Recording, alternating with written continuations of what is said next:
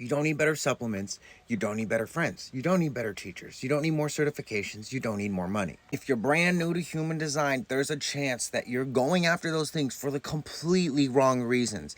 And the wrong reason is this: you're seeing other people either get results or just go do these things that seem really spiritual and seem really enhancing. However, you're not considering what is your internal authority telling you. Right? Not like what is everyone else doing that's cool and hip. It's like, what is my body telling me? And most people have no idea how to read the signals that are coming from their body. So in this video, I'm going to show you the tippy tip of the iceberg of how to tap into what's called your inner authority. In our 9-centered body graphs, which you can see back here, there are 7 possible authorities, meaning that there is going to be a center inside of you that is going to help you like a compass and point you in the direction of things that are appropriate for you and your circuitry. Now, this may contrast with what mom, dad, government, church, school, work, etc. wants for you, but that's why you have to learn this, because most of us have grown up in an environment where we just do what the external authority wants. We're slaves. We have no idea how to access the internal authority. And this takes practice, by the way, guys. Like, don't think by just watching this video you'll get it. Hopefully something will click and you'll start to track your life more and consider, oh, what are my emotions saying right now? In times when you would normally be like, what does my mom and my dad want? Or what does my partner want? And go and do that.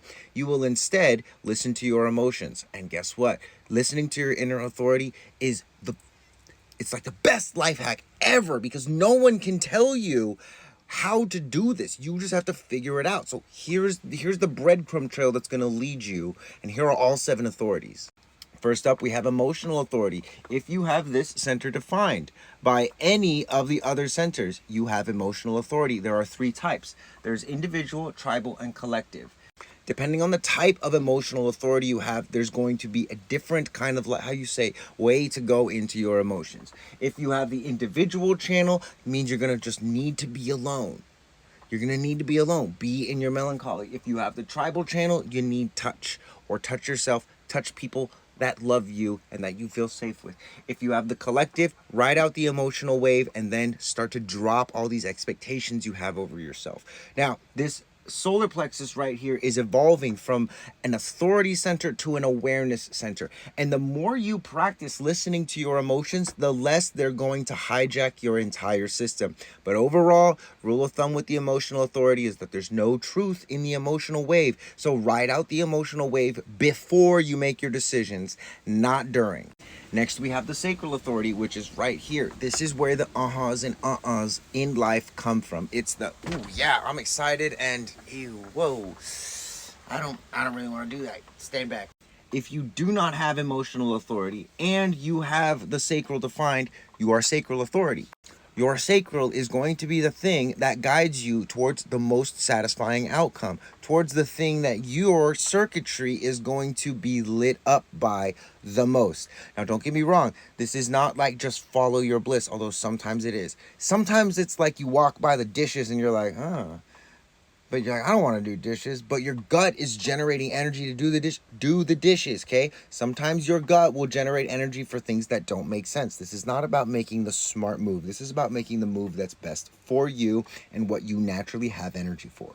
Next, we have the spleen over here. If you don't have the solar plexus and you don't have the sacral and you have the spleen defined, you are splenic authority.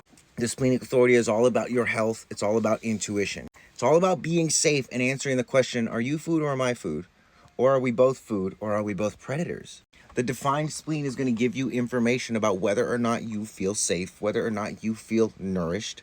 And it's very, very, very quiet. So you have to be very attentive. And specifically, it's the right ear that you will pick up, like, oh, don't go down that road, or take the back road home, or don't eat that food. Your intuition kind of like slaps you in the face and it's like, listen to me. For the splenic people, prioritize your health. Figure out what health trends, health regimens work for you. Just because something works for somebody else doesn't mean that it's going to work for you. Your spleen will let you know through physical sensations, that quiet whisper, the ringing in the ears, whether or not something is actually right for you. And it's fast, lightning fast, so you gotta pay attention. Next, we have the ego authority. So if you've got the solar plexus, the sacral, and the spleen undefined, But you got the ego defined, you are ego authority. The ego is all about material achievements and proving yourself. So you're the type of person where if you say, I'm going to be there, you're going to be there, even if it destroys you. So be very mindful of that. You want to get the work done so you can play. And you're going to want to consider, hey, how does my ego feel about this? Do I feel proud of this? Do I feel worthy of this? Does this feel worthy of me? Worth proving yourself? This is like the afterburner, or what is that, CO2, the NOS in Fast and Furious. Like you're already going top speed. The ego authority is the thing that likes to go, oh yeah, check this out. Psst, and win the race. Climb the highest mountain, hit your PRs and max out. For you, it's all about pushing the limits. Strengthen your willpower. Next, we've got the self-projected authority. So if there's no solar plexus, no sacral, no spleen, and no ego, but you have the G center defined, you are self-projected. And this is only projectors that can have this one. The self-projected authority is all about being able to guide yourself, which means you need to soundboard. You need to either record, journal, or share with a friend without receiving advice. You just need to get it out of your mouth so that you can feel and reflect, ooh, yeah, I don't really actually want to do that. Or, ooh, yeah, I'm so excited about that. I didn't realize how excited I was. The G is all about identity and direction. Am I moving in the right direction? The defined G will give you signals like, oh, hey, bro, you're going in the wrong direction. Might want to take the next left and then pop a U-turn. When you're able to speak to someone, I'm going to go do this, and then I'm going to go do that, and then I'm going to go do this, and then that. It's like you'll feel the words and the direction fall apart if it's not right for you as you're sharing it. Soundboarding is super important, and having people in your life who are able to listen to you without feeling the need to give you advice, very beneficial. Next, we've got the mental authority. No solar plexus, no sacral, no spleen, no heart, no G. All we've got is the defined ajna, which is either going to be defined by the throat or defined by the head. The mental authority is actually about the environment. This is the only authority that can say, I'm doing this because the environment is such and such and such. And this is a rare group of people, but these people's auras are designed to absorb the energy of the environment and then focus it back on everybody in the environment. So if you're pissed off at a mental projector, you're probably pissed off at yourself. Now, this is by no means a bypass for the mental projector to not take accountability for their actions or move themselves the fuck out of the environment that sucks for them.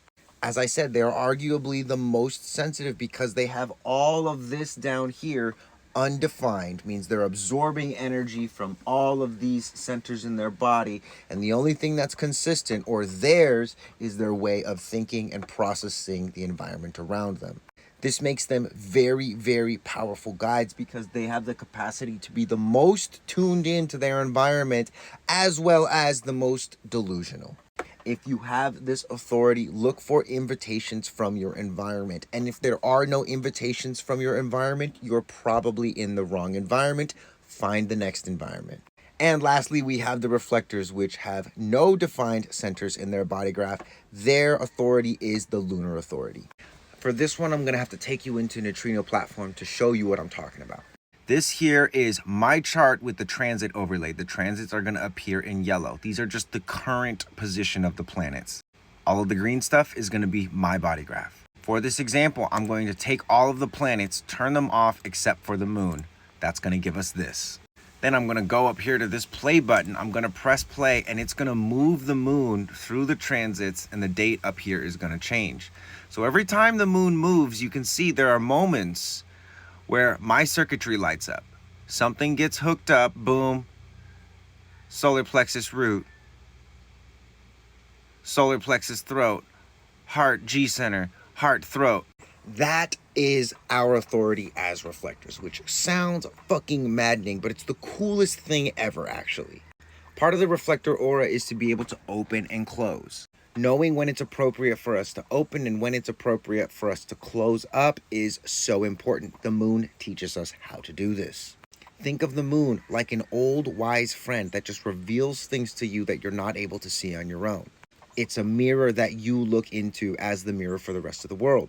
That's all for me. Running out of time. If you want reports or one-on-one with me, everything is on ReikiMarco.com.